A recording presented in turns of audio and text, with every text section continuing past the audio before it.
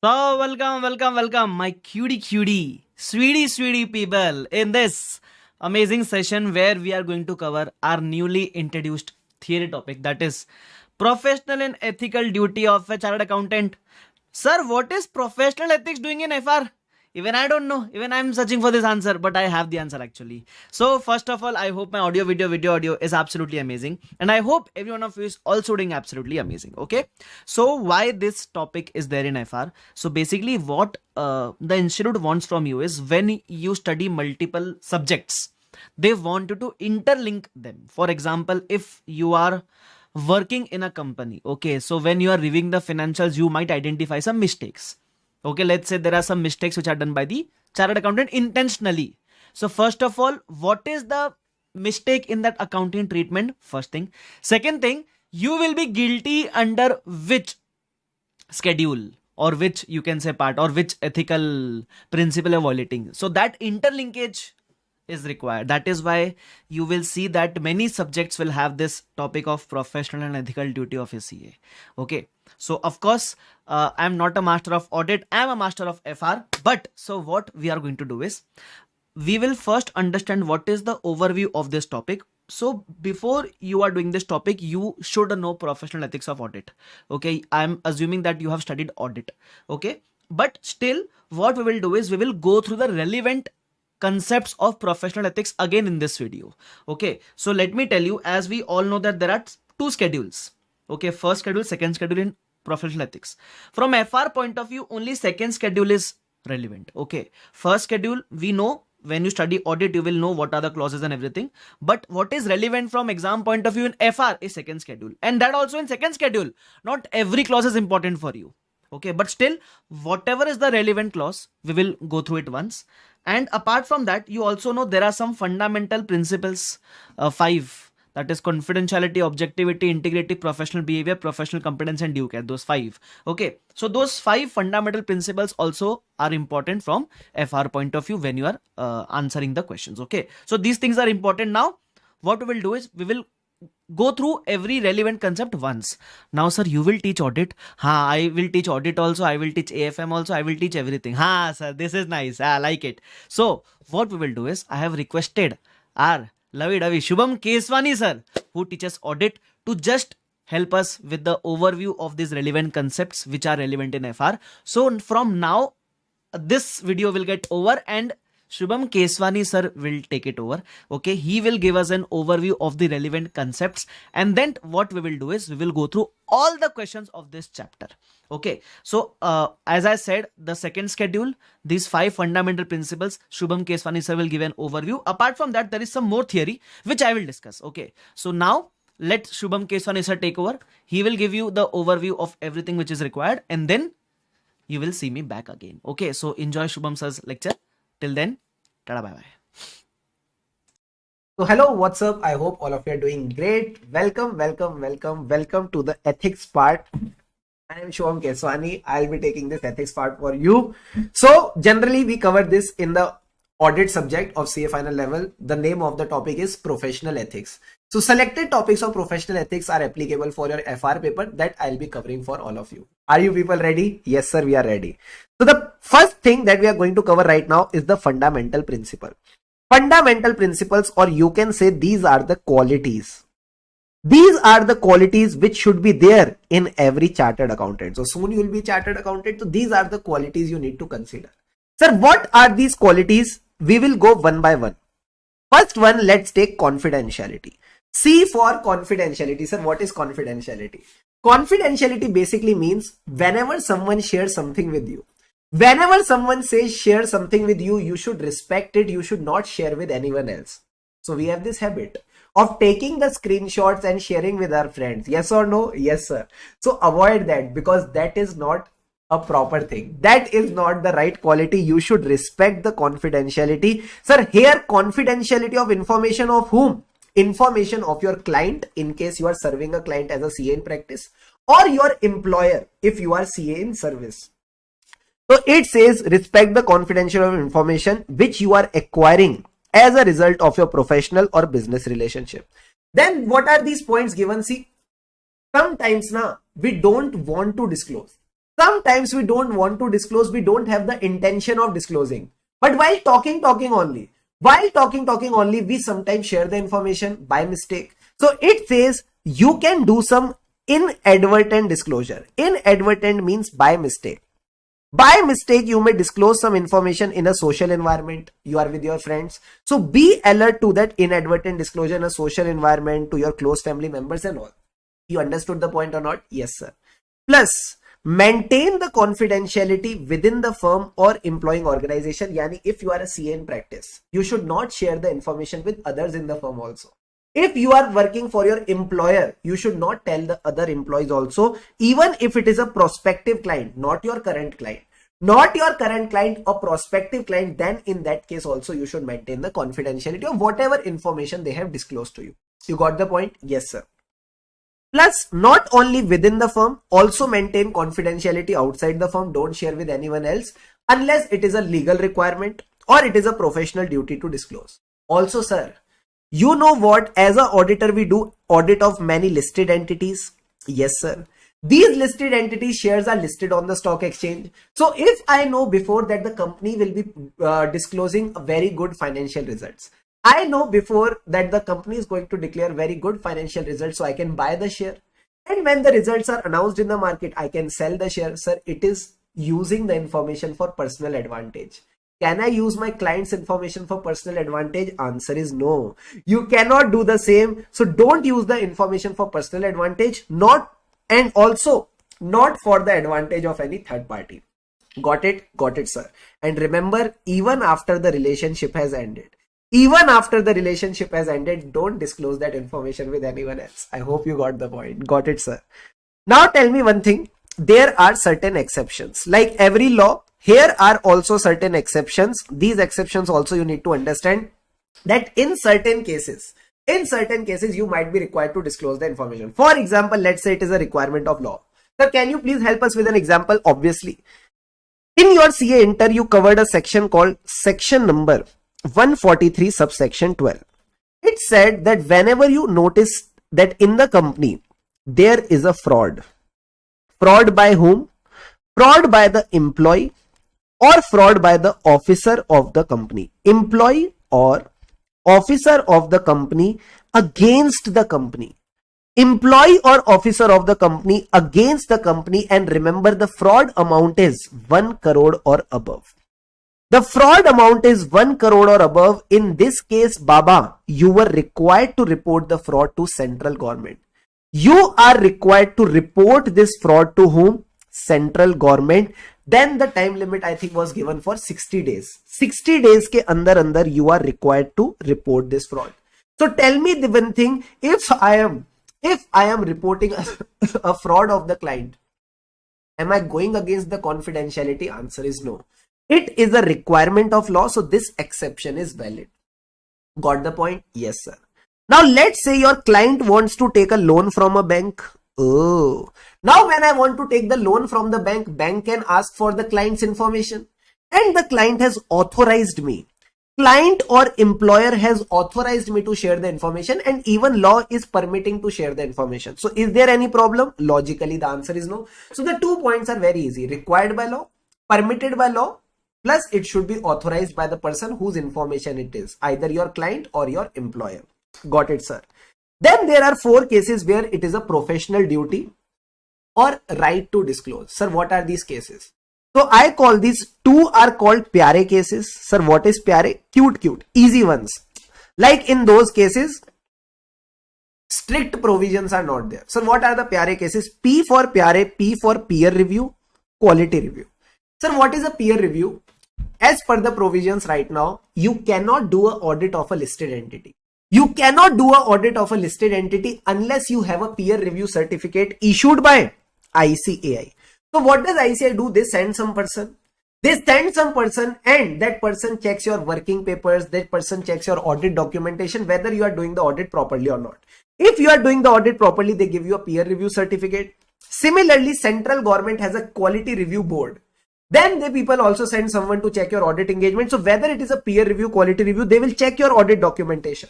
So can you disclose the information to them? Answer is yes. It is a requirement, you can. Okay, sir. Now what do they check? They check that whether you are working as per the standards or not. So please consider this point also to comply with the standards on auditing, which you call them technical and professional standards, including the ethical requirements. Sometimes you may be required to disclose the information. So what are the pyare cases? Sir, pyare cases are very simple: peer review, quality review. So if someone wants to review my work, I will have to share the work with them. What will they review? Whether I am complying with the technical, professional standards or not. Easy, easy, sir. Sir, you said that there are two harsh cases also. There are two harsh cases also. So the harsh cases are this one: when there is an inquiry or investigation by a regulatory body. For example, you must have heard about NFRA. Have you heard about NFRA? Yes or no? Yes, sir.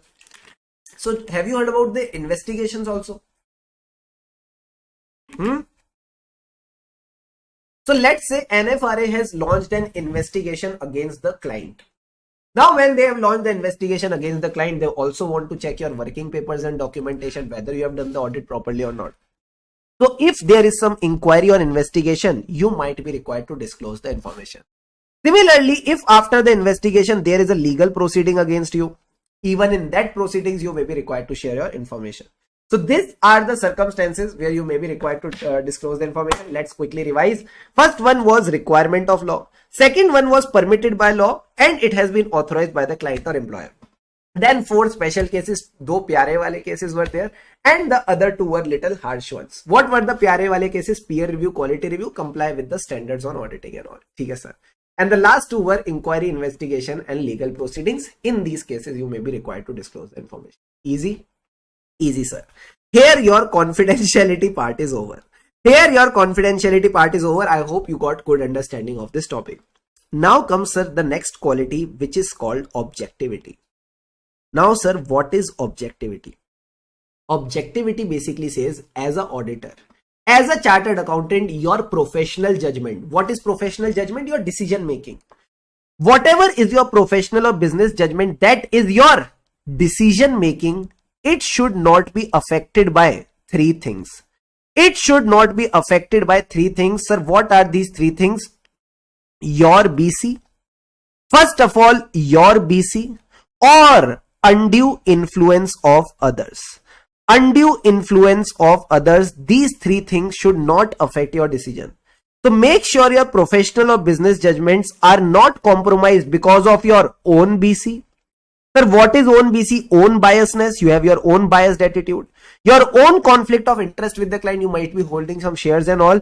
Or undue influence of some other party. Okay? So basically your decision should be free of any undue influence. Clear or not? Yes, sir. So this is all about objectivity. Very easy. Now, sir, let's talk about integrity. Integrity means you are not dishonest. You are not dishonest. So basically you are very straightforward. You talk clearly to the point and you are honest in whatever things you do. Okay? Plus you are never associated with the information which contains, remember in English your teacher used to teach error and omission. Haan sir, error and omission.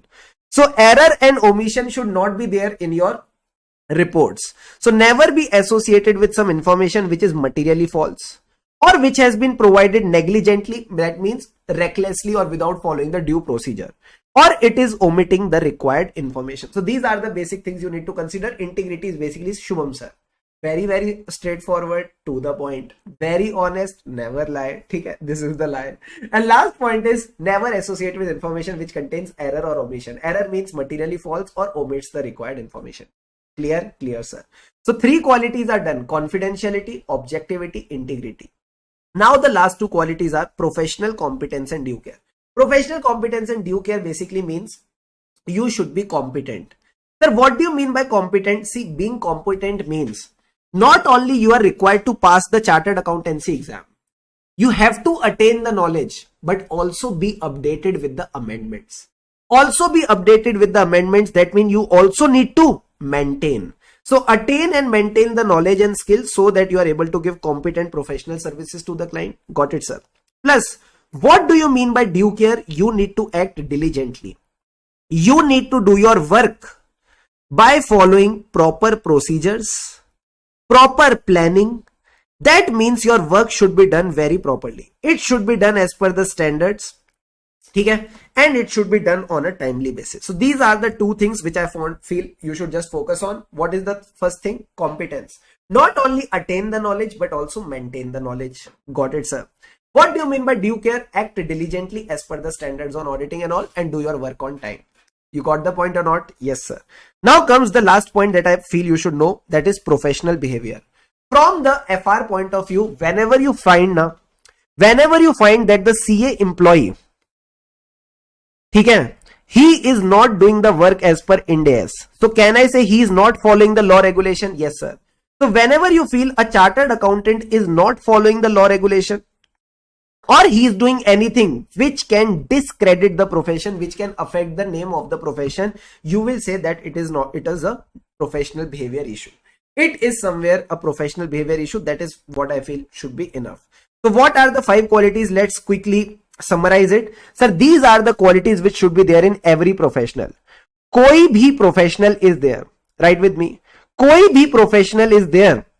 That professional should have these 5 qualities. C means confidentiality. O means objectivity. I means integrity. Professional means professional competence and due care. And last one is professional behavior. Clear? Clear, sir. Confidentiality means respect the confidentiality. Objectivity means your decision is your decision. Your professional judgment should not be affected by 3 things. Your own BC. BC means biasness, conflict of interest. Got it? Got it, sir. Or undue influence of some other party. I for integrity, like Shubham sir, straightforward, honest, sincere. Okay? Don't associate with any information which is materially false or omits the required information. Competence and due care means attain and maintain the knowledge. Okay, sir. Act diligently.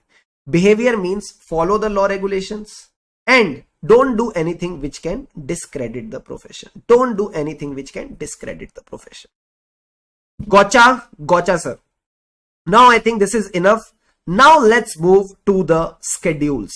Sir, what is the schedule wala part? So Baba, this thing we cover very much in detail in auditing. Whatever is relevant from FR point of view that Aakash sir has told me, I'll be teaching you that. Okay, sir. So in FR point of view, first of all, the first schedule is not relevant. Okay? So I'm ignoring it. In the second schedule, what is relevant for you is part 1 and part 2. Okay, sir. What does part 1 focus on? It focuses on the CA in practice. As I told you, as a CA, you have option, either you practice or you work as an employee. So if you are a CA in practice, there are around 10 clauses. Out of these 10 clauses, some relevant clauses are there, which I will discuss with you. Then there is part number 2. In this, there are 4 clauses. Out of these 4 clauses, only 1 clause is relevant that I'll be focusing in this lecture. Are you people ready? Yes, sir, we are ready. So part 1 and part 2 talk about professional misconduct. Part 3 says other misconduct. Sir, what is this other misconduct? Just for your general knowledge. In case a CA is sent to jail, if he is imprisonment for more than 6 months, he is guilty under part 3. Very, very easy.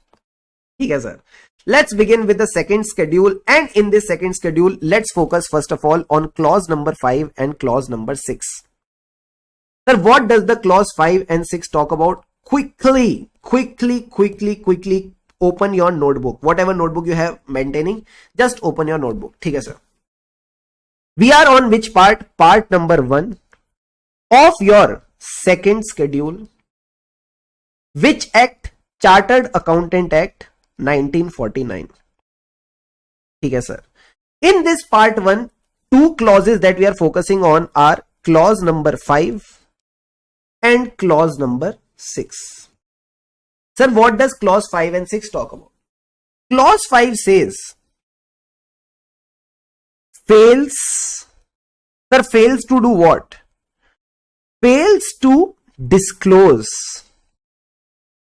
Fails to disclose. Disclose what?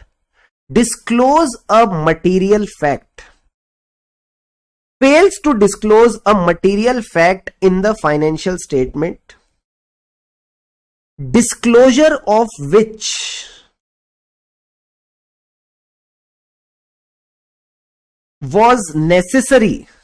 Somewhere this disclosure was necessary to make the financial statements not misleading. To make the financial statement not misleading, when he or she is associated with the financial statements in professional capacity. Somewhere you are associated with the financial statement in professional capacity. Written, sir. What does clause 6 talks about? It also starts with fails. Fails to do what? Fails to report a material misstatement. Oh, material fact and financial statement. यहाँ पे ना write one more thing. I just missed. Known to him. This is important. He was knowing about it, still he failed to disclose. Failed to report. Sir, report what? Report a material misstatement. Report a material misstatement. Again, this was known to him. Known to him that it is appearing in the financial statement. Known to him that it is appearing in the financial statement. Again, he is associated with the financial statements in professional capacity. He is associated with the financial statement in professional capacity. Written, sir. Now, sir, what is the difference? So basically, in both the cases, the chartered accountant in practice has failed to do something. Acha, remember, this clause is applicable to whom? A CA in practice. Okay? CA in practice has basically done what? Sir, here he has failed. Failed to do what? Failed to disclose a material fact. So whenever in your financial statement in FR, some disclosure is missing, you know, the notes to accounts which are required as per schedule 3. Whenever some disclosure is missing and it is important for the users to know, plus that is known to the person. That is known to the person who is associated with the financial statement in professional capacity. Now this professional capacity can be as an auditor, as a preparer of the financial statement, any professional capacity. So if you are in this capacity and you know that disclosure is missing, you know that the disclosure are missing and still you are issuing the financial statement to users, you will be guilty under which clause? Guilty under clause number 5. Got the point or not? Yes, sir. What about clause 6? It is same as clause 5. It is ultra same as clause 5, but here you are the auditor. Here you are the auditor and you fail to report a material misstatement. So basically, as an auditor, what is your work? Sir, to identify the material misstatement and mention them in your audit report. So if you are failing to report a material misstatement which is known to you that it is there in the financial statement, so you are a bad boy, then again you will be guilty under clause 6. So in both the clause, the difference is mainly between the disclosure and material misstatement. If a disclosure is missing, you know about it, clause number 5. If a material misstatement is there, you know about it, clause number 6. You got the point or not? Yes, sir. So this is what clause number 5 and 6 is given in your book. Got it? Got it, sir. Sir, what is clause number 7? See, it is a general clause. Remember, we discussed about the qualities, 5 qualities, koi professional, confidentiality, objectivity, integrity, professional competence, due care, professional behavior. Yes or no? Yes, sir. In that, one point was professional competence and due care. Sir, what was due care? Due care meant D for due care. That means act, D for diligently. Act, D for diligently as per the standards, complete your work on time. So if you fail to exercise due diligence or you are grossly negligent in your work, that means you are not doing the work properly, you will be guilty under clause number 7. So very easy, nothing critical about it. Got it, sir. Sir, what about clause number 8? So clause number 8 follows the basics of audit. See what it says. You know the cycle of audit? Yes, sir. Let's revise. First of all, what you perform? Sir, we perform audit procedures. Oh. By performing audit procedure, what do you get? Sir, we look for audit evidence. Okay, sir. Then when you get the audit evidence, what you do? Sir, we form the conclusion. We form the conclusion whether it is sufficient and appropriate evidence or not. Based on this conclusion, we form our opinion, and based on the opinion, we give our report. Yes or no? Yes, sir. But let's say there is a chartered accountant. Let's say there is a chartered accountant and he concluded that he does not have sufficient and appropriate evidence. So do you think he should give the opinion? Answer is no. He should have not given the opinion in case he did not have sufficient information or sufficient evidence. So this is what we are trying to say. Plus, there was one more thing that you studied in CA Inter. When you don't have sufficient and appropriate evidence, and the impact is material as well as pervasive. The impact is material as well as pervasive. So it is generally said that you should not give your opinion. That means you should disclaim your opinion. That means you should disclaim your opinion. So instead of disclaiming, if you are giving an opinion, you are guilty under clause 8. You will be guilty under clause 8. So this is what is written. A CA in practice shall be deemed to be guilty of professional misconduct. Sir, where is this line given? I think yahan pe Aakash sir has missed it. So every clause starts with this line. I am writing here for you. CA in practice shall be deemed. That means he will be considered to be guilty of professional misconduct. Guilty of professional misconduct if, so this is the first line for all the clauses. CA in practice shall be deemed to be guilty of professional misconduct if he fails. Sir, fails to do what? Fails to obtain sufficient information. This sufficient information is just like saying sufficient and appropriate audit evidence, which is necessary for expression of opinion, or its exceptions are sufficiently material. That means it is both, impact is both material and pervasive. So he should have negate the expression of opinion. That means he should have disclaim the opinion. So this is the field by which you need to consider clause number 8. So till now 5, 6, 7, 8 clause done. Quickly let's revise. I know you forget easily. Okay, fatafat let's revise. 5 talked about what? You know a disclosure is missing. You know a disclosure is missing. Still you did not point it out. Okay, sir. You know there is a material misstatement. You know there is a material misstatement. Still you fail to report about it. Clause number 7, you are not exercising. So you remember 7 days we should exercise. Yes. So this is what 7 is all about. If you don't exercise due diligence or you are grossly negligent in conduct of duty, you will be guilty under clause 7. And 8 for sufficient and appropriate evidence. Remember ऐसे. 8 for sufficient and information. Sufficient information. ठीक है. So you will be easily able to remember the clause. Got it? Got it, sir. Now, Baba, I think these much clauses are enough. ठीक है. Now let's do one more clause.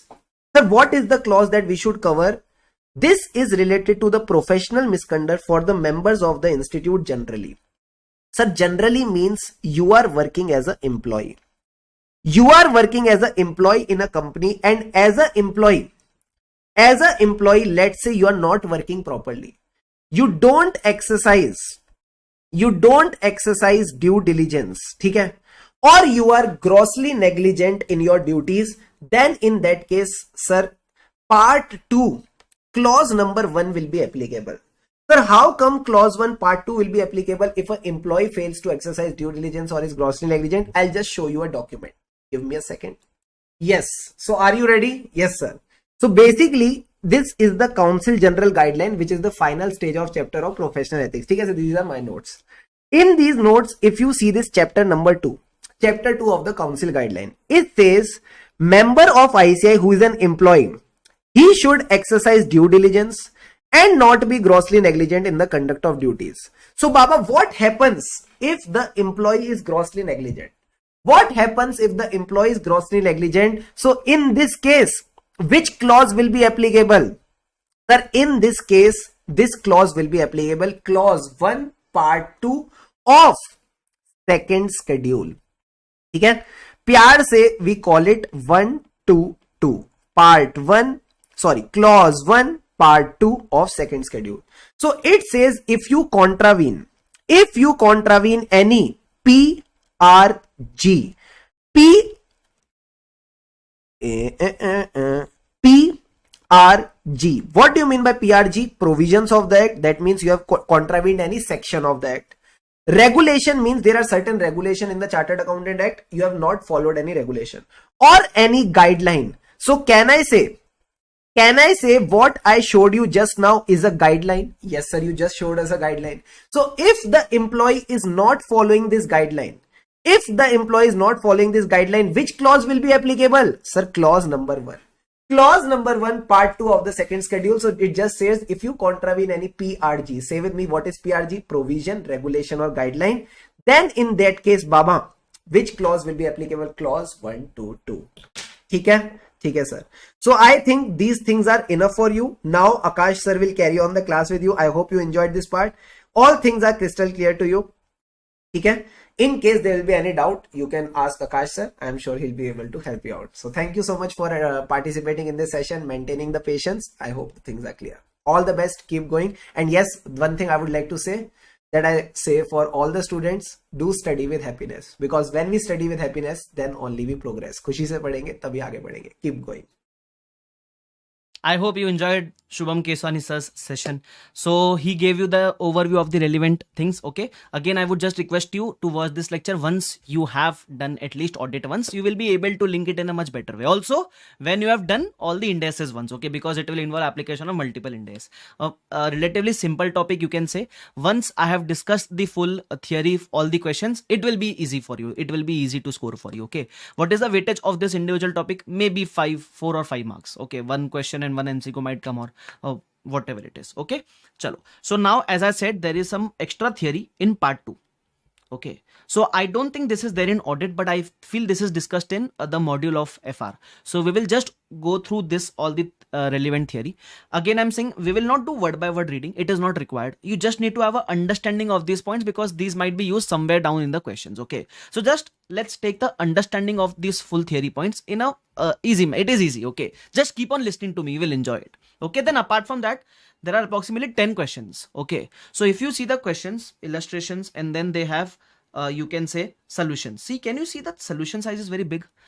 This much theory you won't be able to remember, right? So what I've done for you, only for you, my cutie sweetie people, is that I have prepared a good summary for you. So for each and every question, what is the relevant theory in that, and how to present the answer, that I will guide you. Okay, so yeah, you can say that once the topic is over, I have summarized this topic for you. So subsequently, it will consume a very less time. Is this clear? Sir, now it is clear. Chalo. So on that note, let's start the discussion of the relevant theory part first, and then we will move on towards the questions. Okay, chalo. Part 2, Chartered Accountant in Service. So basically, this is some guidance points for those CS who are in service, who are working or somewhere. Okay. So first point is conflict of interest. So basically, this topic says that you should not allow conflict of interest to compromise your professional business and judgment. For example, let's say, have you seen Shark Tank? In Shark Tank, if you see, the judges don't invest in similar companies. Let's say, for example, there is a shark known as Aman Gupta. Okay, he is the co-founder of Boat. So he eventually will not invest in any company which is related to this earphone or something, which is his competitor basically. Okay, similarly, when you are working somewhere, there might be cases where conflict of interest arises. You should not let that conflict affect your service which you are giving, or affect your judgment. Okay, let's say, for example, you go into a job. Okay, you get a job. So now that job is very important. That money which you are deriving from the job is very important. The salary is very important. Now the owner of that company threatens you that if you don't do as the owner says, you will lose your job. Right? So now you are in a dilemma, whether to do what is right or whether to do what the owner says. Right? So this is also a part of conflict of interest. So you should not allow that conflict affect your original judgment. Okay, that means you should leave the job. Otherwise, you should don't do as the owner says if he's wrong in what he's saying. Basically, okay. Of course, in real life, sir, we will to compromise anything for money, sir. Chalo, anyways, let's forget real life. We will discuss what actually we need to do. Okay. So conflict of interest. So in this point, first it says a CS shall not allow conflict of interest to compromise professional or business judgment. Now, first, what are the 3 steps involved here? First, you need to identify what is the conflict. Okay. Second, you need to see what are the threats created by the conflict. Okay. So if there is conflict, that is not an issue. But if there is any judgment which is being compromised because of that conflict, that is the issue. So identify the threats created by the conflict. And third point is disclose and take the consent if it is necessary. Okay. Because you are in a conflict, you should ideally see whether any disclosure is required or any consent is required to be taken. Okay, sir, do we need to remember this? No, just understand and move forward. Okay, is this clear to everyone? Understood what is the meaning of conflict of interest? Yes, sir. Next point.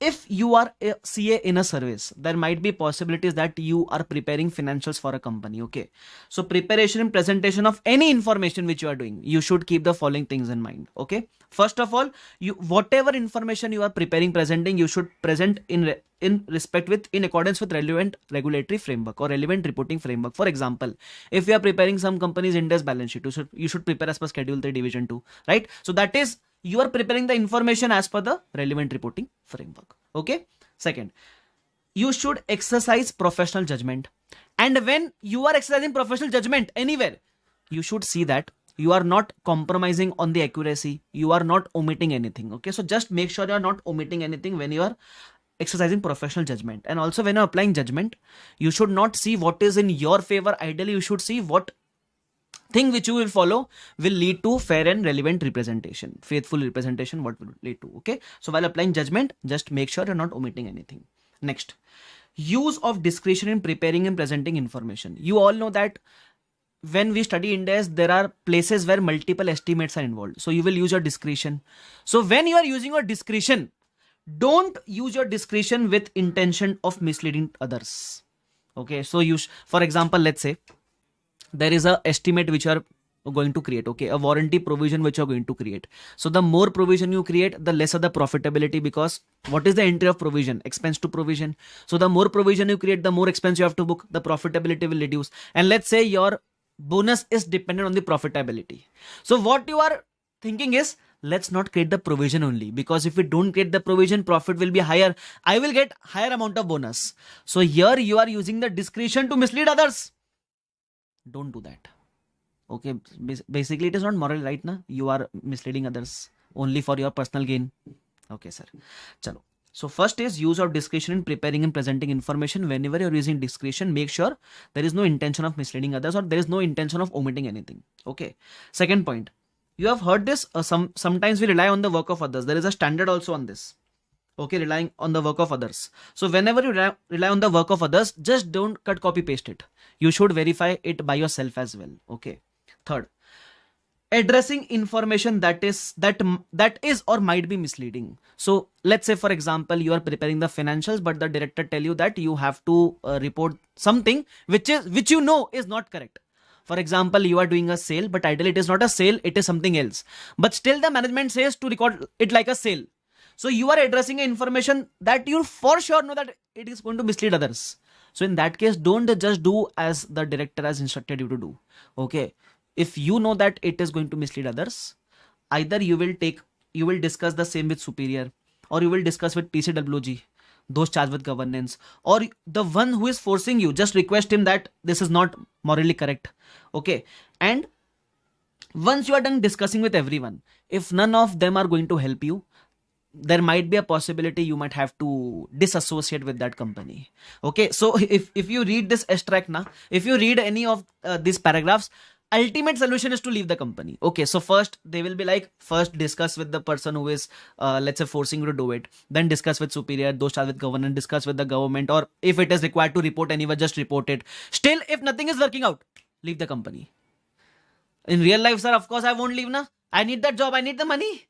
But here they might tell you to leave it. So leave it anyways. So addressing, if it is required to address that information, please address it. And if it is required to disclose somewhere also to the government authorities, disclose it also.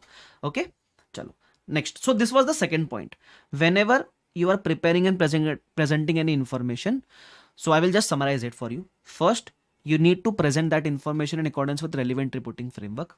Second, whenever you are using judgment, it is okay to use judgment, but present all the facts and don't omit anything. In that, whenever you are using discretion, because estimates will involve discretion, your discretion should not be with the intention of misleading others. Second, whenever you are relying on the work of others, still verify it from your own self as well. Third, addressing information that is or might be misleading. If you are addressing any information that you know is misleading, ideally you should not report it in your information, and just try to communicate it to everyone that this is something which is happening with you. Okay. And if nothing works out, withdraw from the company. Very good. Okay. So this was the second point. So first point was conflict of interest. Second point was preparation, presentation of information. Very simple. Okay. Again, I'm saying I'm not doing word by word reading. I just want to give an overview of all these points. Okay, chalo. Also from exam point of view, you need not atrophy this. Even if you want to learn, you can just learn the red points. Okay, chalo. Next point is acting with sufficient expertise. So basically, one fundamental principle is that you should have professional competence and due care. So basically, you should only engage in those work where you have sufficient expertise. Let's say, for example, you are a chartered accountant. So your expertise is in audit and taxation. You can work in that, right? Your expertise is not in coding. Are you getting my point? Okay. So acting with sufficient expertise in the area of knowledge. First point. We shall not intentionally mislead as to level of expertise or experience possessed. Okay, just because you have experience in something, you should not try to manipulate or the information or manipulate or mislead someone. Okay. Second, a self-interest threat to compliance with the principle of professional competence and due care might be created if a chartered accountant has. Sometimes what happens is there might be a self-interest threat which might be created. Now, how this threat is created? If you are performing any work where you have insufficient time for performing them. For example, you have been given a audit of a company that the owner of the company says you need to perform this in a couple of days. Now you know that it will approximate at 10 days, but still because he is saying and he is giving a good amount of money, you have accepted that assignment to complete the whole work in couple of days. Now you won't be able to perform it in a right way. Okay, so if there is a insufficient time for performing an activity, still you accept it, there is a self-interest threat which might be created. Second, incomplete information. So sometimes if you are doing any work, you know that you have incomplete information. So based on incomplete information, if you move on to any judgment, again a self-interest threat might be created. Second, insufficient experience. As I said, let's say for example, you are doing some coding work. Okay, now you don't have experience in that. Still you are accepting it. Self-interest threat. Inadequate resources. Resources includes time, money. Let's say for example, they are telling you to go and do some stock audit. Okay, physical stock verification. But they are saying we will not send you there. You can just video call and see. Okay, so now through video call, how will you do stock verification now? Inadequate resources. So even if you are accepting any such assignments, self-interest threat. Okay, so when you are acting with whenever acting with sufficient expertise, just make sure you're not misleading anyone and there is no self-interest threat that is created. And self-interest threat might be created because of these 4 reasons. I hope this is clear to everyone. Okay, sir. Next point. This was the 3rd point. Okay, don't worry. Once I'm done with the theory, I will revise it once again. Okay. 4th point. Financial interest compensation incentives linked to financial reporting and decision making. Okay. So this example I already gave you. Let's say, for example, you are a CFO of the company. Now your bonus is linked to the profits of the company. So just because your bonus is linked to profit, that does not mean you will manipulate the profits of the company just so that you will receive higher bonus. So whenever there is financial interest compensation incentive linked to financial reporting, you should not try to manipulate any information for a personal gain. Okay, on this we have some questions also. I will go through this once again in the questions. Next, inducements including gifts and hospitality. Now what is the meaning of this? Sometimes as we were articles, some clients used to give us good food. Whenever we used to visit that client, they used to welcome us, and then apart from giving the relevant documents, they used to offer us, what would you like to drink, sir? What would you like to have, sir? So just because they're inducing you into some food, that doesn't mean you will give some inappropriate what you can say information or that food might be able to influence your behavior. That should not happen. Okay, so if they are inducing you with any gifts, or if they are giving you any gifts or meals, free meals, there might be a potential threat which is created. Okay, so ideally either don't accept such meals. Sir, how to not accept, sir? It is for free food, we should never reject. So even if you're accepting, you should make sure it is not creating any adverse you can say effect on your opinion. Okay, it is not getting any threats on your opinion. Okay, just make sure, because see, even we had some clients. Okay, we used to be very happy. Some clients used to call us initially. First they used to give us the menu card of 3-4 restaurants. They used to be like, order something, sir, for yourself. We used to be like, whatever the company is, the staff is very nice, they give us good food. Now that does not mean that you will not check their documents properly or something like that. Okay, just make sure. Okay, so now please have a look here. Inducements including gifts and hospitality. An inducement is an object, situation, or action that influence individual behaviors. Okay, but not necessarily with the intent to improperly influence the behavior. Okay, So just make sure that it is not creating any potential threats even if you're accepting it. And an intent to influence behavior.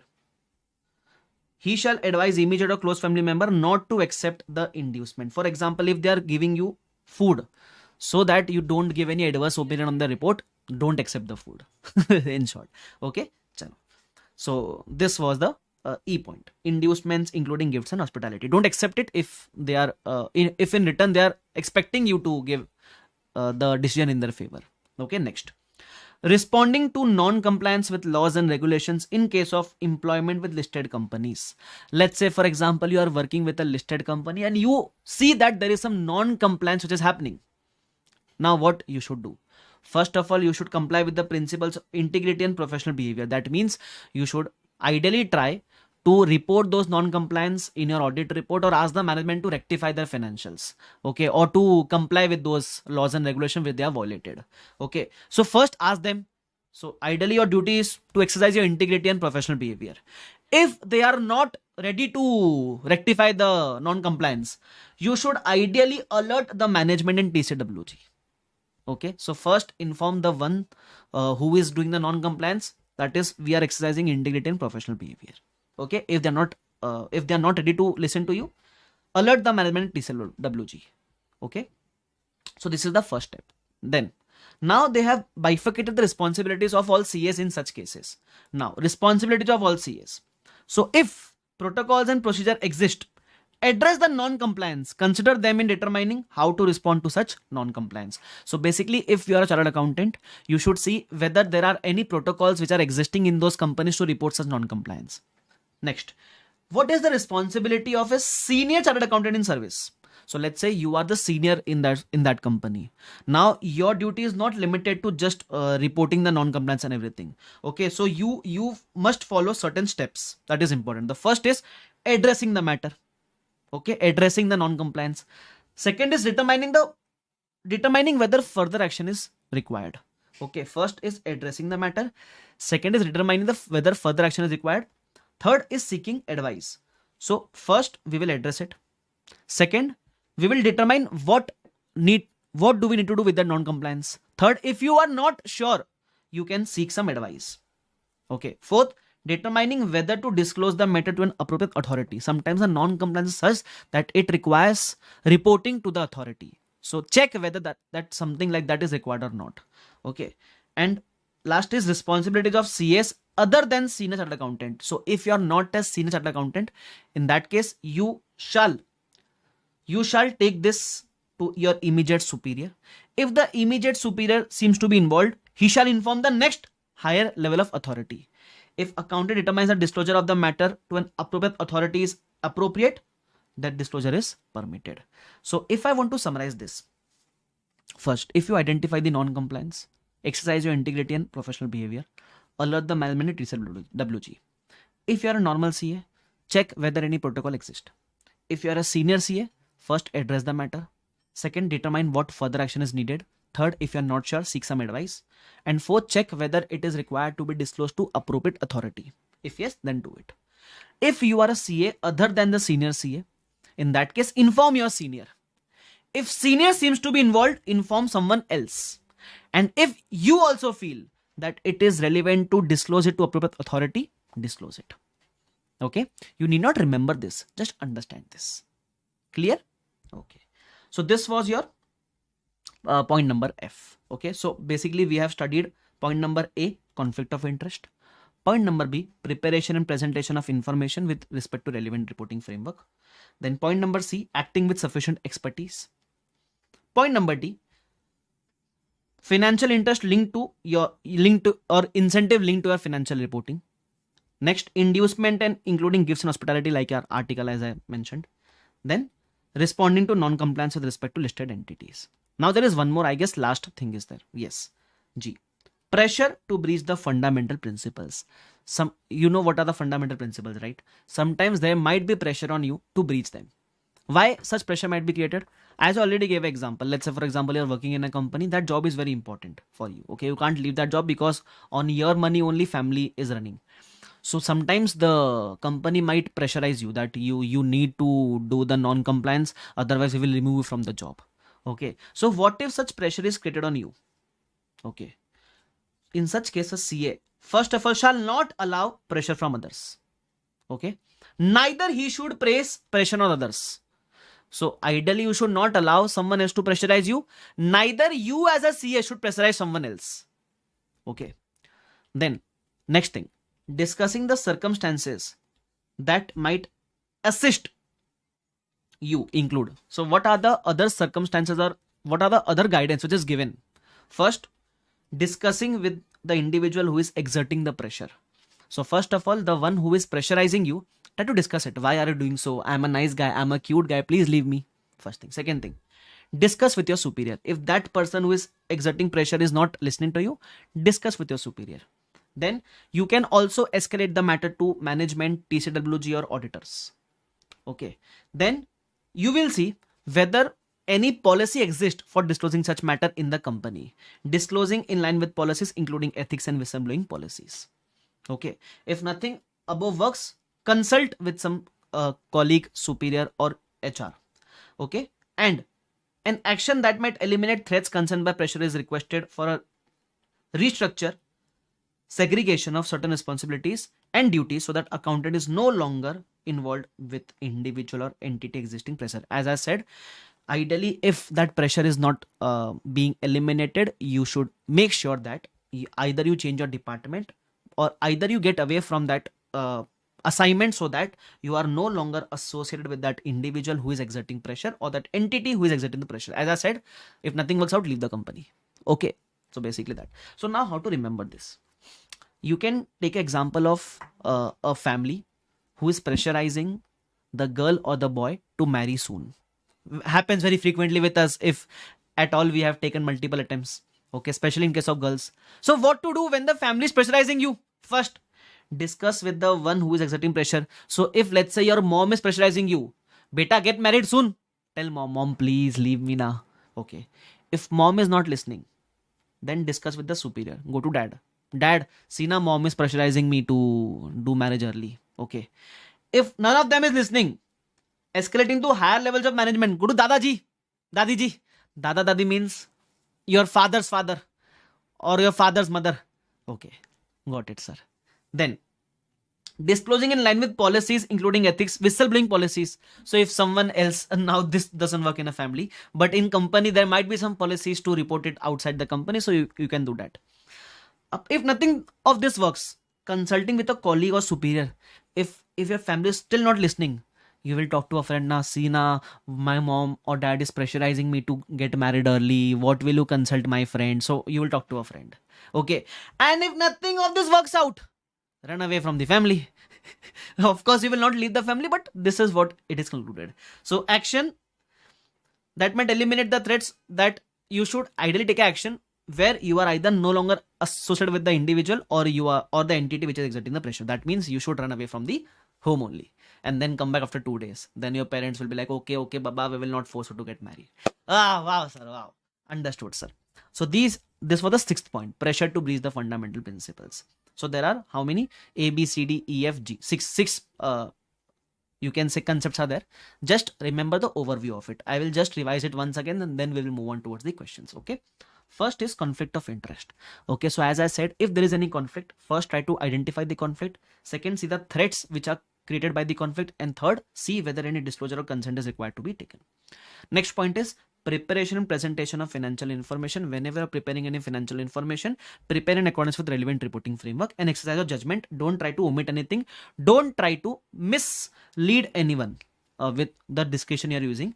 Also, if you're relying on the work of others, check it by yourself as well. And if you feel any information is misleading, please either get disassociated for the information and also discuss the same matter with the TCWG management and everyone. Clear? Okay.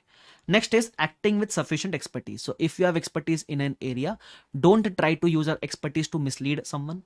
Also, make sure that there is no self-interest threat that is created. It might be created because of insufficient time, incomplete information, insufficient expertise, and inadequate resources. Okay. Next is financial interest compensation incentives linked to financial reporting. If your incentives are linked to your profits of the company, don't manipulate the information of the company just for your personal gain. Next, inducements including gifts and hospitality. If the client is offering you free food and then expecting that you will reward the and you will reward or you will not report the client's non-compliance, then don't accept such inducements. Okay. Next, responding to non-compliance with laws and regulations in case of listed entities. If you are working with a listed entity and you see there is some non-compliance which is going on, what we should do? Ideally, you should first comply with the principles of integrity and professional behavior. That is, talk to that individual, talk to that company that don't do such non-compliance. Then you should alert the TCWG. Now, if you are a normal CA, you should see whatever procedure exists in that company. If you are a senior CA, address the matter. Okay, determine what is the further action which is needed. If you are not sure, seek some advice. Then, if any extra reporting is required to appropriate authority, do that. Okay, then if you are any CA other than the senior chartered accountant, in that case you should inform your senior. If that senior is also involved, you should inform the next higher level of authority. And also you should see whether any appropriate disclosure is required to be made to the appropriate authority. If that is required, do that as well. Next, pressure to breach the fundamental principles. If anyone is putting some pressure to breach the principles, first of all, you should not allow someone to pressurize you. Second, you should not also place pressure on anyone else. Okay. Now, in that case, how do we, what do we do, or what are the assistance, or what are the steps given further? That first, discuss with the one who is exerting the pressure. Second, discuss with the superior. Remember girls boys marriage example, discuss with the first parent. If not listening, discuss with the second parent. Not listening, discuss with father's parents. Okay, discuss with management, TCWG. Then see if there is any other policy which exists for such whistleblowing cases. Then if nothing works out, consult with your friend or consult with your colleague or superior. Okay, and finally you should take action where either you are not involved with that individual who was exerting the pressure on you, or either you are not associated with that company who was exerting the pressure. Okay, so these are the few points which, if you are a CA in service, you should take care of.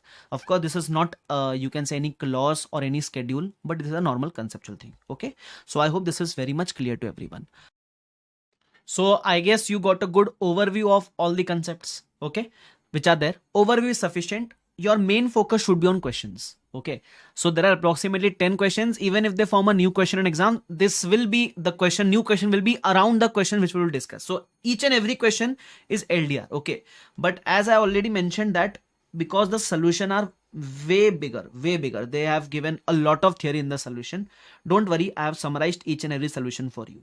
Okay, so whenever you read any question, bifurcate your solution to 3 parts. One is the accounting treatment, one is the ethical issue with the part, and one is what is the misconduct, under which clause are they doing the misconduct, okay, if they follow the non-compliance.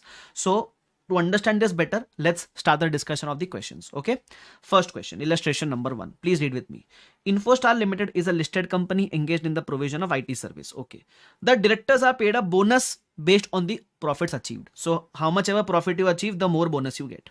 Okay, simple. The draft P&L for the year ended currently shows a profit of 2 CR. So as of now, the profit is 2 CR. That means you will get a bonus only of 2% of the net profit. Now, what is the issue? On 25th March, Infostar sold a land located adjacent to its head office for a consideration of 40 CR with an option to purchase the land back on 25th May for 40 crores plus a premium of 6%. Now, what is happening here? 25th March, you sell something, okay, to a party. Let's say you are selling something to a party, third party. The same asset you will repurchase. After 2 months, on 25th May. Now, you might have heard this. When you sell something for, let's say, 40 CR and you are going to repurchase the same asset after 2 months, is this in reality a sale? No, it is not a sale. Either it is a financing arrangement. Sir, how come? We have studied this in India's 115. Sale and repurchase. So whenever you are selling something and you're going to repurchase the exact same thing and you are paying extra on the repurchase, that means you have taken a loan on day 1, and because you are repaying the loan after 2 months, you are going to repay with interest.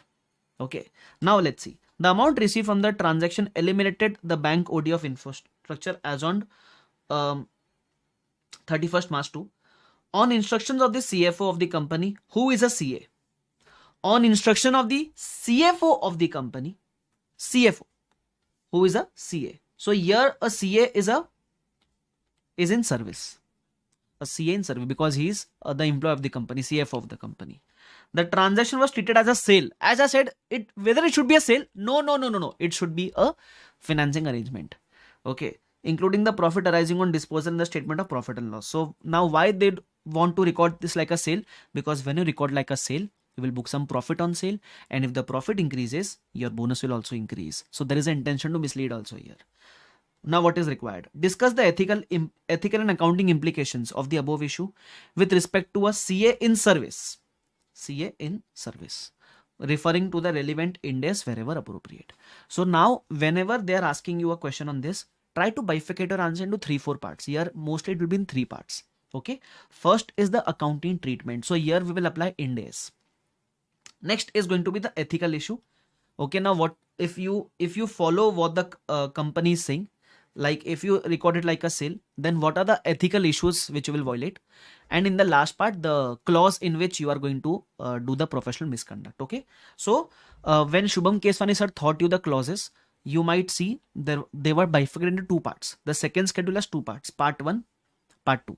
Part 1 is for the CAs who are in practice, and part 2 is for the ones who are in service. So here the person was in service, so we will apply part 2. Okay, and as you might have even Shubham sir might have told you, not all clauses are relevant here.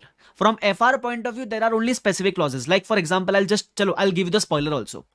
Whenever a member in service violates, it is always going to be clause 1.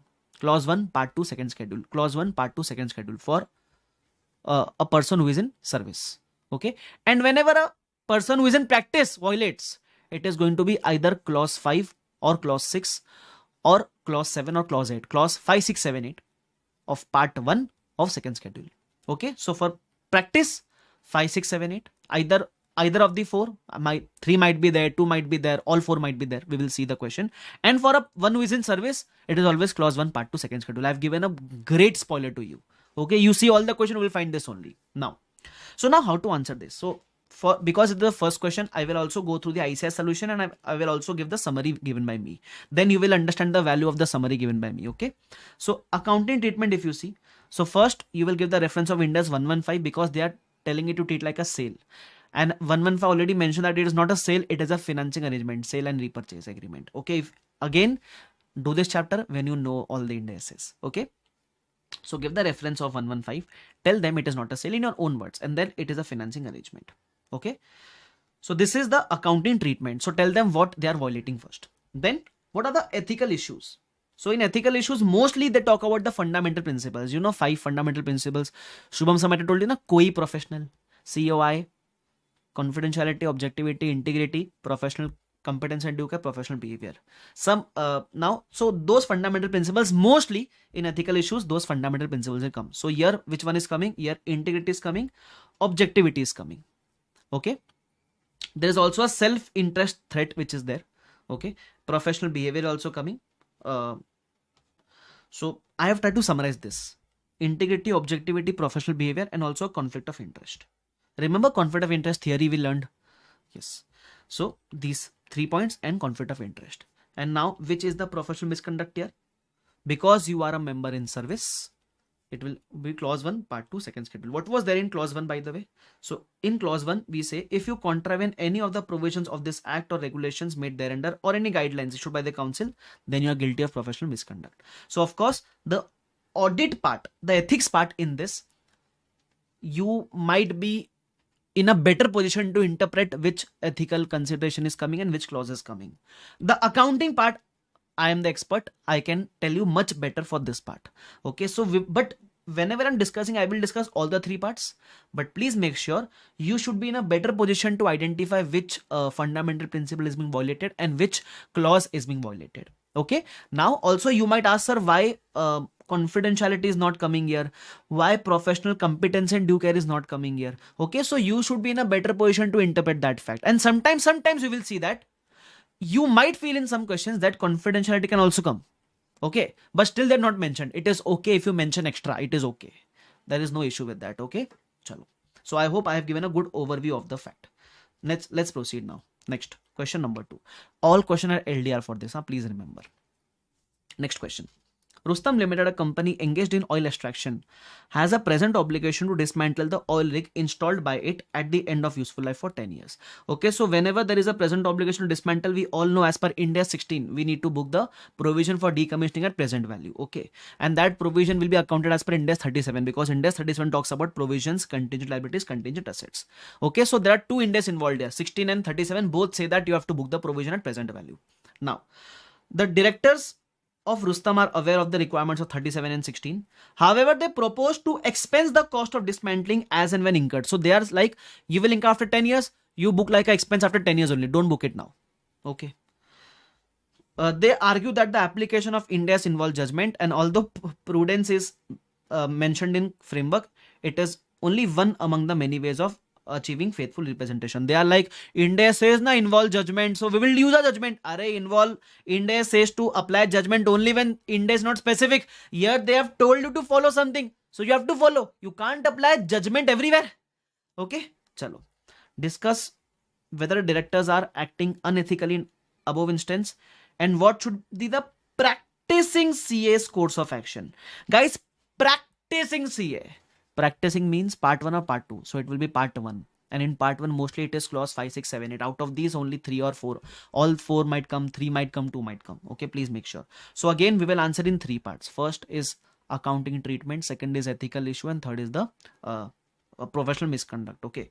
So in accounting treatment, you will mention which index. So perfect answer will mention index 16 and 37. So index 16 and 37 says that whenever you book a decommissioning, you have to add it to the cost of PP at present value, and on day 1 you will also create a provision.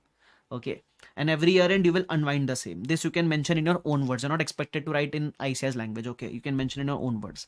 Basic knowledge we have given of index. Okay, then what is the ethical issue if you violate the whatever conditions are given? So if you violate, the ethical issue is of integrity, professional behavior, professional competence, and due care. Again, I'm saying even if you write extra, those remaining two, even if you write, it is okay. Next is what is the misconduct here? Because you are a member in practice, clause 5, 6, 7 of part 1, second schedule. You can go through the clause 5, 6, 7 months. Is it okay with everyone? Yes, sir. Chalo, great. Acha, if you have time, of course, you can give a read of the whole solution. But I feel when you are watching this lecture, maybe you are at the back end, you have some less time. That is why I've given this summary to you. Okay, chalo. Let's proceed. Alap Limited's director feel that company needs a significant injection of capital in order to modernize plant and equipment as the company has promised firm orders. Okay.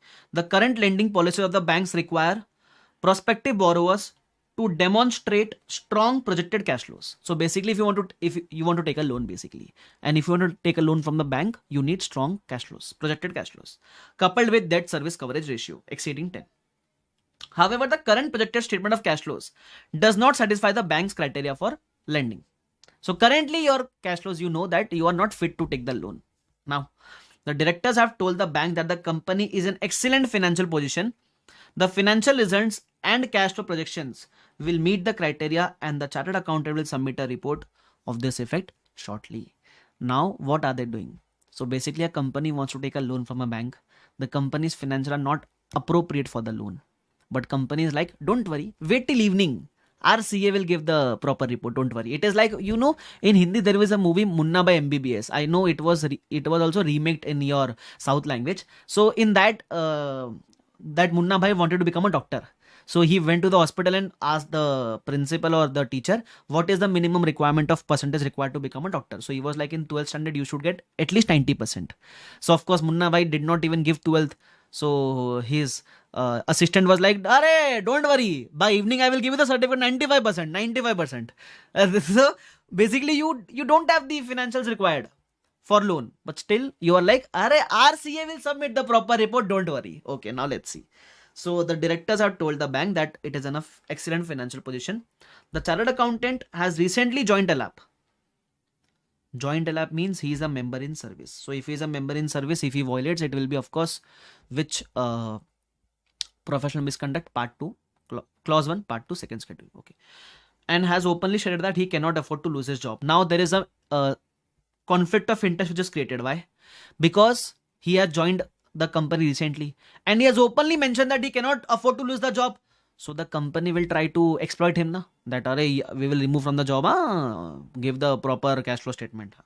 Discuss the professional ethical conflicts which may arise in the above scenario and ethical principles which would guide how the chartered accountant should respond to the situation. So again, bifurcate it into three parts. First of all, what is the accounting treatment issue here? So there is no Ind AS violated here. If you see, taking loan from a bank, it does not involve any Ind AS. Okay, so there is no Ind AS involved here. But yes, you can mention the conflict of interest part, that there is a conflict of interest. So in conflict of interest, we discuss now first identify the conflict, then see the threats, and then disclose it. Okay, so here you will discuss the appropriate action also. So whenever there is a conflict of interest, please make sure we as a CA, you should put the interest of companies first. This is me, put the interest of companies first. You should not see whether you will lose a job or not. You should protect the interest of a stakeholders of a company first.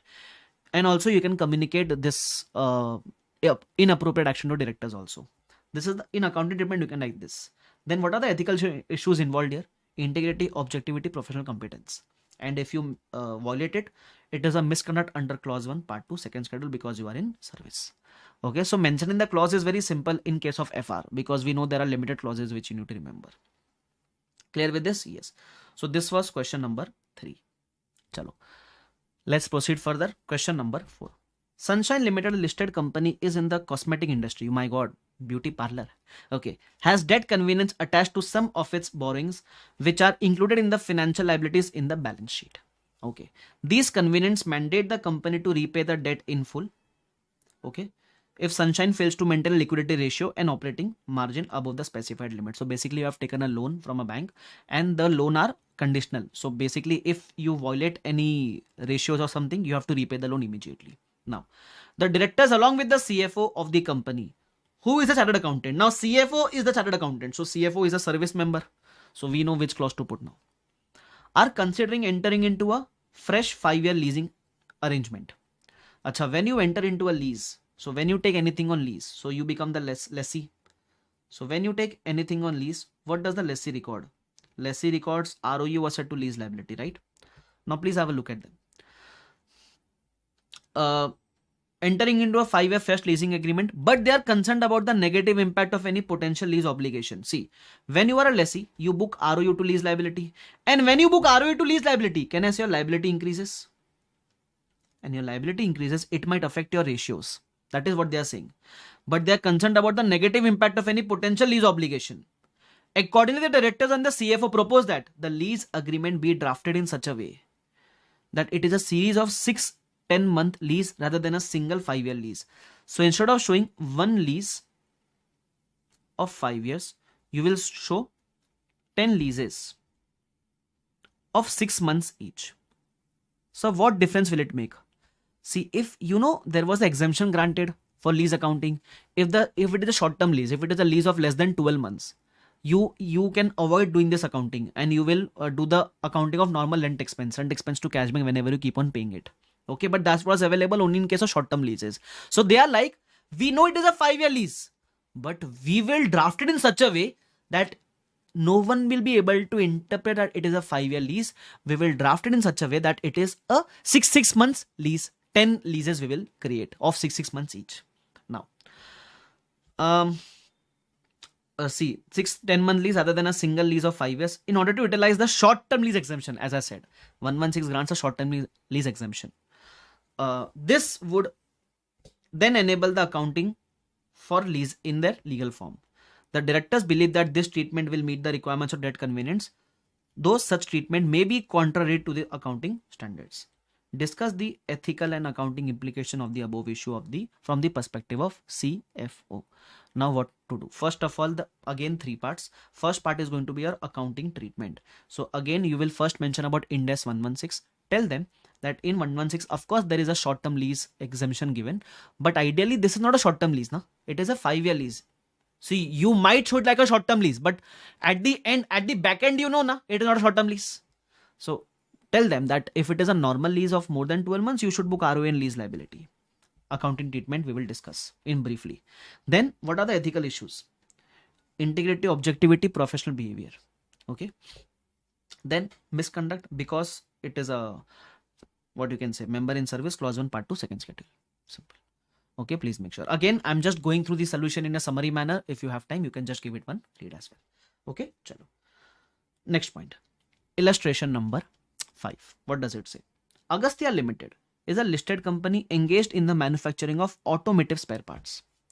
The company is preparing the financial statements for the year ended 31st March 13. Directors of Agastya are entitled to an incentive based on operating profit margin. Again, the directors have an incentive linked to profits. And we know whenever there is an incentive linked to profit, they will do cheating. They're like us only Indians. Whenever we have an incentive, we will do cheating, sir. Anyways, you have been appointed. Oh, you have been appointed as a consultant to advise on the preparation of financial statements. Oh my god, we are the consultant. So basically, we are a practicing CA. Do remember that. Now, on 1st April, Agastya Limited's defined benefit pension scheme. So this pension scheme is normally accounted as per Ind AS 19. Okay, was amended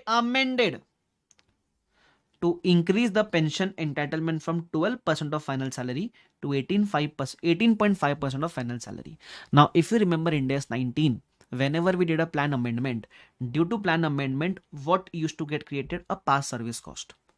And if it is a past service cost, we will adjust it to employee benefit expense. It will go in profit and loss. So basically, see, there are two types of amendments. One is a change in assumption. If you change the assumption, then it will be actual gain loss. You will transfer to OCI and R. When there is a plan amendment, it will lead to past service cost. So whatever there is an increase decrease in defined benefit obligation, a past service cost will be affected and you will transfer it to PNL. If you don't remember it, don't worry. When you read Ind AS 19, you will be able to recall it. So basically, it is a plan amendment. Whatever is the increase in your obligation or liability, you will have to transfer it to PNL. Simple. Now, this amendment was due to salary cuts made on the account of pandemic. The chartered accountant has shown such increase in the pension entitlement under the head of employee benefits. So CA has reported properly. CA is like it should come under employee benefits and profit and loss perfect, forming part of operating profit. The directors are unhappy with the presentation. You know why directors are unhappy? You know why? Because if you show this expense in P&L, your profits will reduce. And if profits reduce, their incentive will also reduce, na sir? That is why they are unhappy.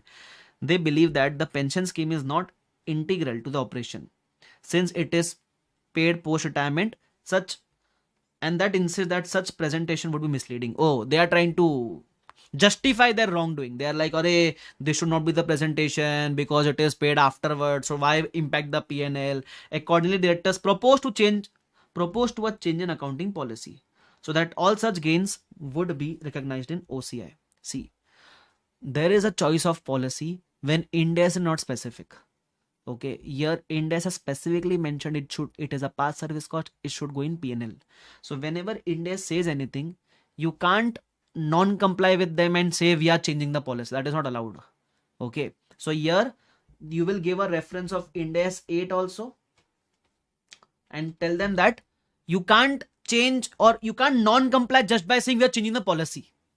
Okay, and you will also give a reference of Ind AS 19 and tell them that as per Ind AS 19 this should go in P&L because it is a plan amendment. So that is why even by them they have mentioned 2 Ind AS here. Now, the directors believe that this policy choice would be the consistent blah blah blah blah blah. Discuss ethical and accounting implications. Again, discuss in 3 parts. First is the accounting treatment. So talk them about Ind AS 19. Whenever there is a plan amendment, we say past service cost, it goes to employee benefit expense P&L and not OCI. Also reference to Ind AS 8, change in policy due to plan amendment. So you can't change any such policy. Okay, if Ind AS is available on any transaction, follow the Ind AS. You can't change the policy. Ind AS 8 also says this. If on any transaction any Ind AS is available, blindly follow the Ind AS. Don't change the policy. If Ind AS is not available, then you can change the policy. Okay. Now, what are the ethical issue with this? So there is no fundamental principle issue here, but a CA in practice discovers this issue. He has 2 options.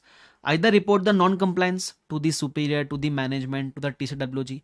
If none of this works out, you should withdraw from the engagement. Okay, you should withdraw from the engagement. So here they have not mentioned any fundamental principles. They have given choices that because there is a non-compliance, either report the non-compliance. If that does not work out, withdraw from the engagement. And now because you are a member in practice, you will come under part 1. But which clauses? Normally clause 5, 6, 7, 8. Out of that, 6 is not coming here. 5, 7, 8 they have reported, but even if you mention 6, it is okay. Okay, so to be on a safer side, whenever you report extra clauses, it is okay. You should not report less. So let's say if they had mentioned 5, 7, 8, and if you only give 5, 6, 7, then they might deduct marks. Okay, so but if you give extra clauses, it is okay as per my knowledge. Okay, so do remember, but of course if you're precise, it is best. Chalo, so that is the thing here. I hope this is clear to everyone. Okay, chalo, so see, two things you are clear now. First, which accounting violation you are doing, so mention the Ind AS, mention the relevant provision of Ind AS. Second, what is the misconduct about? So if you are in service, clause 1 part 2 second schedule. If you are in practice, clause 5, 6, 7, 8, either of these, part 1 second schedule. Clear with this? So service, again clause 1 part 2 second schedule. Practice, clause 5, 6, 7, 8, either of these, part 1 second schedule. I hope this is clear to everyone. Okay, so till here we have done how many questions? 5 questions are done. Okay, now more 5 are left. Chalo, now we will start from illustration number 6. Let's read this illustration 6. Yes, the directors of Spins Limited are eligible for an incentive computed as a percentage of cash generated from operations as defined in Ind AS 7. Okay, so again it is based on incentive, but this incentive is not on profits, it's on cash flows. So I feel now they will manipulate the cash flows. Let's see. Due to the onset of the pandemic, the company has not performed well and it has in fact lost cash from operations. In order to meet the cash requirements, the directors of Spins are planning to dispose of underutilized equipment and investments which are not subsidies associated, normal investment and equipment. So see, whenever you sell a PPE or investments and you receive the money, is that cash from operations? That is cash flow from investing activity, because when you invest in a PP, it is cash outflow from investing activity. When you sell that PP, it is cash inflow from investing activity. Same apply for investments also. Okay, the directors opine that since the cash generated from sale of such equipment and investments would be used for operations, the inflows on such sale would be presented as statement of cash flow from operations. What people do and what justification they give just to earn that incentive. They are like, when we receive the money, we will use the money in operations only, na? So this inflow is also cash from operations. What to tell them? Take their face closer and give them a small little cute slap. Wrong. Anyways, the directors are concerned about meeting the targets in order to ensure security of their jobs and feel that this treatment would enhance the cash flow picture of the business. The inflow on sale of such equipment investment have potential to make cash from operations figure positive. Discuss the ethical responsibility of Spins Limited chartered accountant who is an employee. That means he's in service. Okay.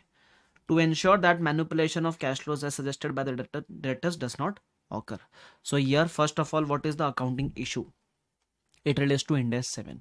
Okay, so first mention, as per Ind AS 7, the disposal of PP and investment is not a cash flow from operating but a cash flow from investing activity. Okay, next is the ethical issue which we will discuss, professional competence, due care, and ideally they have not discussed any other ethical issues. You might also mention that integrity and whatever is there, the remaining also you can mention objectivity and everything. Okay, they have also mentioned that whenever you see such thing, you can also inform the auditors. And now what is the misconduct? Because you are a member in service, clause 1 part 2 second schedule, as we already discussed. I hope this is clear to everyone. Okay, chalo, let's proceed further. Illustration number 7. Now this is interesting. Okay, this is interesting now. Chalo, let's read this.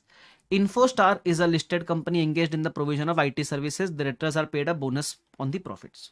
Okay, so again, an incentive linked to profits. Can you see whatever misconduct is happening, it is only happening because the bonus is linked to profits. Anyways, the employee have historically been paid an individual performance-based discretionary incentive. Individual performance-based discretionary incentive. Do you understand the meaning of this? It means, first of all, individual performance-based means whenever an employee does perform better individually, he is given a bonus. But this is not documented. This is discretionary.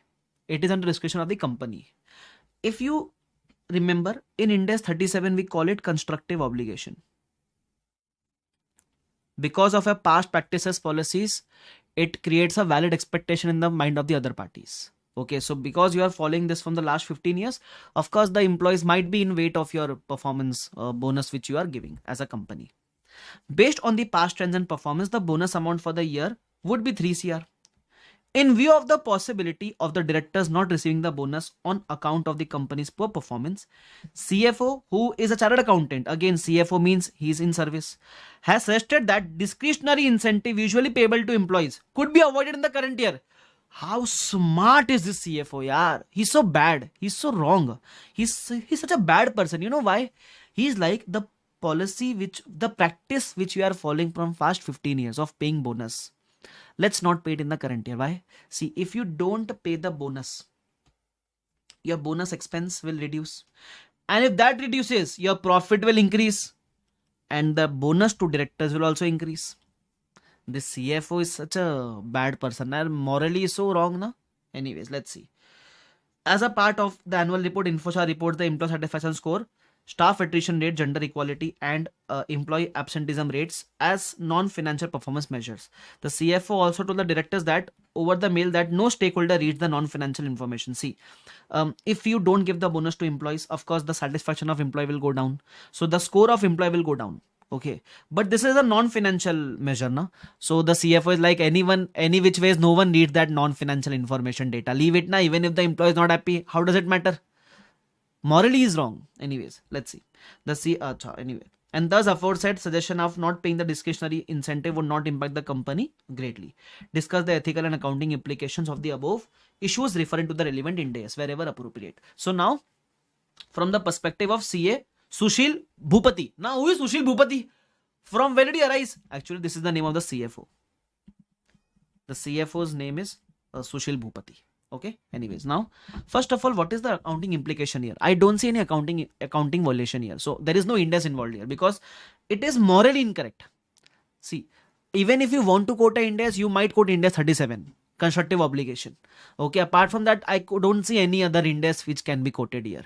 Okay. This is not a violation of your Ind AS. It is a violation of a moral responsibility. See, if you are not paying incentive, if you were in losses, then it's okay. But you are not paying incentive because you want your bonus. That is not correct, na? So how have they answered this? If you see question number 7, if you see the summary, the accounting treatment, they have mentioned there is no accounting issue here. But of course, as I said, you can mention Ind AS 37. Okay. There is no legal obligation to pay. But the reason for not giving the bonus is the ethical consideration which you need to consider. Okay. Because you are not giving bonus. Why? Because if you don't give bonus, profit will increase. CFO's bonus will increase. That is why you're not giving the bonus to employee. Okay. So what is the ethical issue here? Here it is morally incorrect and employees' morale will go down. Okay. The CFO statement that non-financial data is not read by anyone is incorrect. He must exercise due diligence. He must act in public interest and uphold the professional standards and act in a manner with ethical principle. So basically this whole answer is not based on any specific clause or not based on any specific fundamental principle. It is a generalized answer, you can say, because here there is no violation of Ind AS also.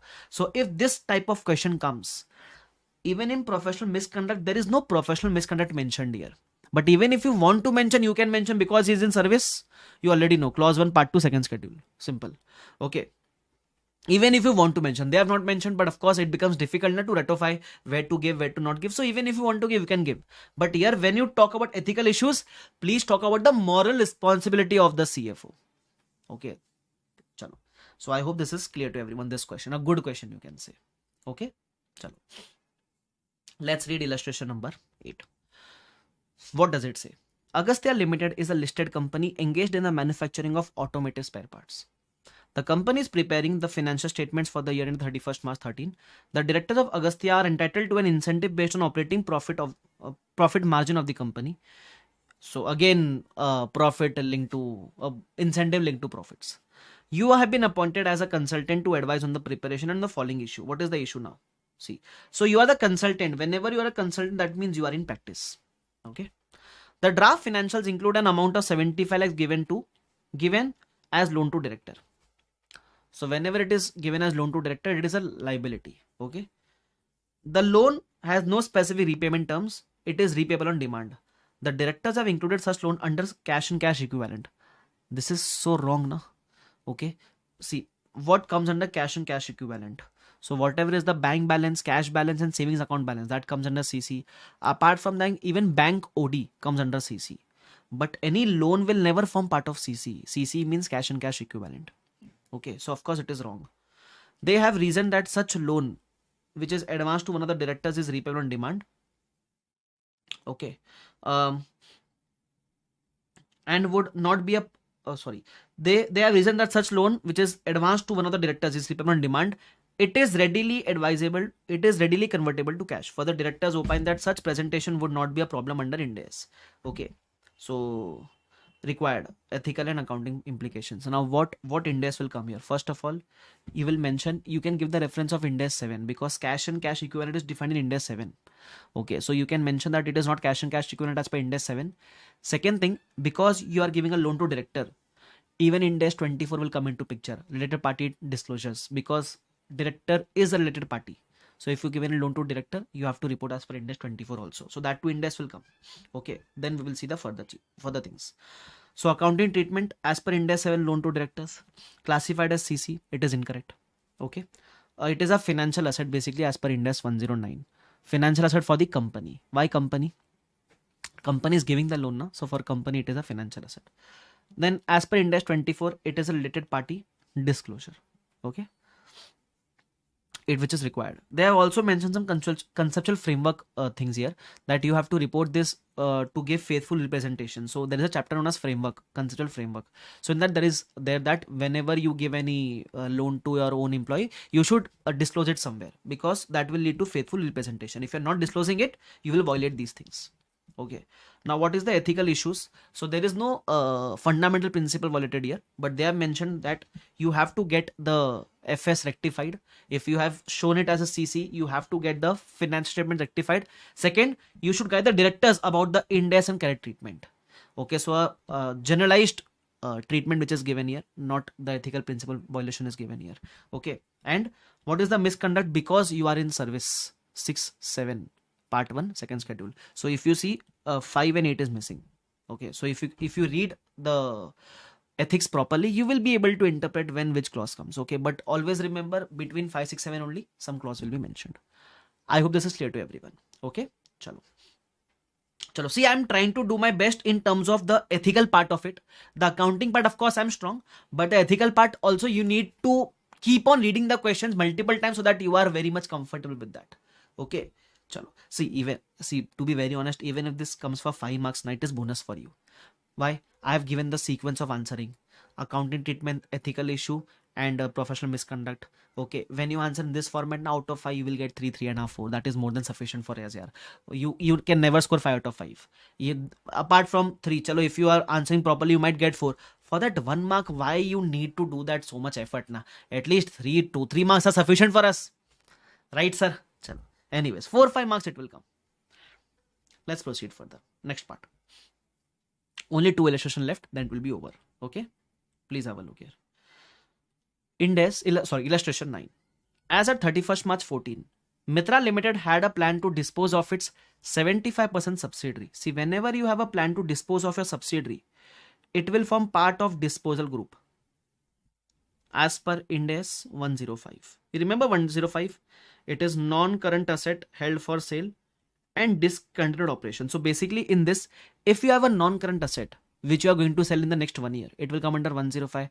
And if you have a disposal group which you are going to sell, disposal group means a group of asset liability which you are going to dispose together, that will also come under 105. And whenever thinking of disposing a subsidiary will meet the criteria of disposal group. So it should be classified as per Ind AS 105. Okay. The plan had been approved by the board and was reported in the media as well as stock exchange when Mitra Limited was listed. It is expected that JR Limited, the non-controlling shareholder in Dosti Limited, holding 20% stake, will acquire 70% interest as well. Okay. The sale is expected to be completed by October 2014. So I guess it will get over in a period of 12 months only. So of course it is meeting the criteria of 105. Dosti is expected to have substantial trading loss. Okay. Mr. X CA, who is an employee. That means he is in service. So we know which clause to quote. Anyways. in the finance department wishes to show the dosti as held for sale in the financial statement. So the employee is correct on his part. And to create a restructuring provision, see, whenever you are disposing your group of asset liability, that means you are going to do restructuring. So even Ind AS 37 comes into picture. So what Ind AS 37 says, whenever you are going to do restructuring, you have to create a provision for restructuring. Okay, not everything will come in that provision. Whatever are the directly attributable expense of that disposal, that expense will form part of your provision. Okay, so the employee is giving a correct recommendation to show it as held for sale and to create a provision. However, the CEO does not wish those three to be categorized as held for sale. Okay, so CEO does not want it, but the employee is right in his part. Let's see. The CEO is concerned as to how this may affect the sales and would surely result in bonus targets not being met. See, is not the right person. Na? Anyways, he has argued that as the management, it is his duty to secure high sales price to maximize the return of shareholders. He has also hinted Mr. X. Mr. X is the chartered accountant. Huh? That his job could be at stake if the provision were to be made in the financial statements. He's threatening that chartered accountant, that CEO is threatening the CA that your job is at stake if you show all these are held for sale and if you show the provision and everything. What to do? So, the expected cost of the sales are as follows. So there are 4 costs given. Out of this, the first and the last won't form part of a provision. Only the directly attributable expense relating to the restructuring will form part of provision. So these are 2, legal cost and the redundancy cost for these employees. Okay, so these 2 will form part of provision. So why impairment loss will not form part of provision? See, basically, when you are measuring under 105 as carrying amount and FELCTS, this impairment loss will form part of year. It will be considered when you are computing the carrying amount and FELCTS. But when you are computing the provision of restructuring, it will not be considered. Do remember that part. Now, 2 things are asked. Discuss the ethical accounting treatment and discuss the ethical issues. Okay, but we bifurcate into 3 parts now. So what are the 3 parts? First, accounting treatment. Yeah, there are 2 indices which are involved. Okay, first is Ind AS 105. You will classify as held for sale. You can give the criteria also for held for sale. Huh? We have 2 conditions when you will classify as held for sale. First, when unit is available for immediate sale in its present condition. Second, when the sale is highly probable. Okay, and in this we have 5 conditions. If you read 105, you will be able to recall it. Don't worry. See, it's okay if you're not able to recall some of the indices. It is okay. You are a human. You're not expected to recall everything now. But of course, in exams, you will be able to recall. Don't worry about it. Okay. So 105 we have given. Then subsidy to be disposed should be classified as disposal group held for sale. We should also present separately as discontinued operation. Okay. And because it is under 105, we will measure at carrying amount or FELCTS, whichever is lower. 105 part we have done. Then the next part is Ind AS 37. You will make a provision, as I already mentioned, of these 2 amounts. Future operating loss and impairment loss won't form part of your provisions. Okay. Next, professional misconduct. If CA falls under the undue influence, this is a violation of clause 1 part 2 second schedule. Acha, I missed out on this ethical issues. What are the ethical issues here? His professional competence is compromised. Okay, and from CEOs also, misrepresentation threatening to dismiss CA from job is unethical for CEO also. A CA should approach CEO and make him understand. Remember, if someone is pressurizing you to breach, you should first talk to him. Remember, your parents are forcing you to get married, so first talk to the parent only, then talk to the superior. Not listening, talk to the TCWG and everything. Talk to colleagues. Remember that you can give that knowledge here because you are being pressurized here. Okay, and because you are in service, clause 1 part 2 second schedule. I hope I have given a good background of everything. Okay. Last question. Illustration number 10. A very simple question, nothing is there. Let's go through it very quickly. Shastra desires to upgrade its production process, and the directors believe that technology-led production is the only way that they can remain competitive. On 1st April, company entered into a property lease arrangement. So again, a lease is coming. Okay. In order to obtain tax benefits, the draft financials do not show a certain lease liability. So remember, whenever you take anything on lease, you have to show ROU and lease liability. They are not showing it. Next, the financial controller, CA Sunil Raghavan. So joined Shastra. He joined Shastra means he's a employee in service before the financial ending 31st March 16 and was engaged in the review of financials. Okay. To begin making a loan application. CA Sunil Raghavan believes that lease arrangement should be recognized in balance sheet. So I guess CA is correct. However, MD disagrees. So of course MD wants to take a loan. Na? So if you show ROU to lease liability, your liability will increase. So loan, it will be difficult to get a loan, na? That is why. Now no need to read everything here. Discuss the potential ethical conflicts and guide the controller how should respond to the situation. So again, yeah, the accounting treatment is simple. 116 is getting violated. Mention as per 116, you have to create these things. Ethical issues, if that CA Sanjay is the CA Sunil Raghavan does not comply with the provisions, ethically he will face the issue of integrity, objectivity. Okay, and then misconduct because he is someone in service. Clause 1, part 2, second schedule. Simple. Okay, so these are the 10 questions which are there. I have tried to give a good overview of this whole chapter, okay, in a short span of time. Okay, so what we have covered is the concepts briefly, the questions, and the best part about it is the summary. No one is going to give you the summary. Even if you try to prepare, it will take a very good amount of time. I have invested that time on your behalf. It took me approximately 2 to 3 hours to prepare the summary. Okay, very quickly I tried to summarize everything. Okay, so I hope this summary was at least helpful for you. Theory chapters are something which you also know that you have to put in the effort, but I've tried to minimize your effort. Okay, so I hope this session was helpful, guys. If at all it was helpful, you're welcome. Okay, so on that note, we will wrap up the session. So thank you so much, everyone. Bye bye, everyone. Take care, and please do give these questions a read as well. Okay, so thank you so much. Bye bye, everyone. Take care. See you all.